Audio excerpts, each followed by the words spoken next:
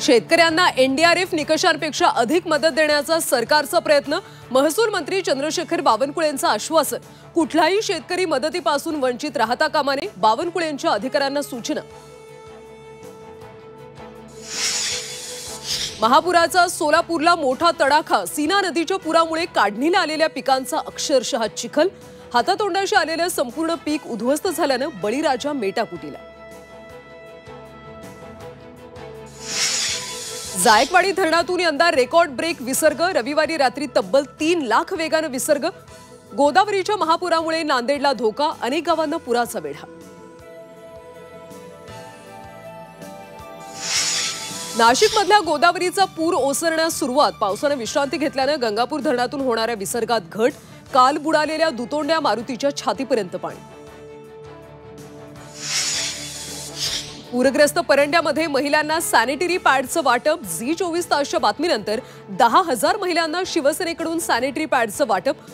पूरग्रस्त महिलांनी मानले झी24 तासचे आभार।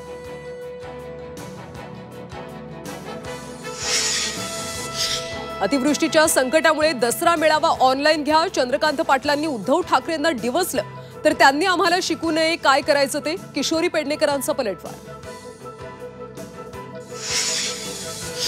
उद्धव ठाकरेंनी दसरा मेळावा रद्द करावा। भाजपच्या केशव उपाध्यांची मागणी। दसरा मेळाव्याचा खर्च पूरग्रस्तांना द्यावा। केशव उपाध्यांचा उद्धव ठाकरेंना सल्ला।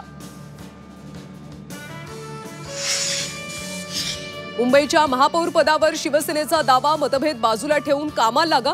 यंदा आपलाच महापौर असेल। एकनाथ शिंदेंच्या पदाधिकाऱ्यांना सूचना। तर महापौर मराठी आणि मनसेचाच होणार। संदीप देशपांडेंचा टोला।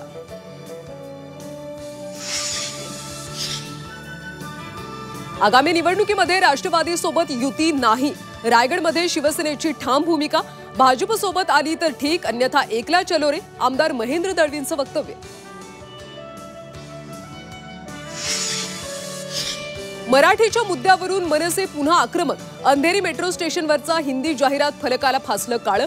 मुंबईत मराठीवर अन्याय सहन करणार नाही, मनसेचा इशारा।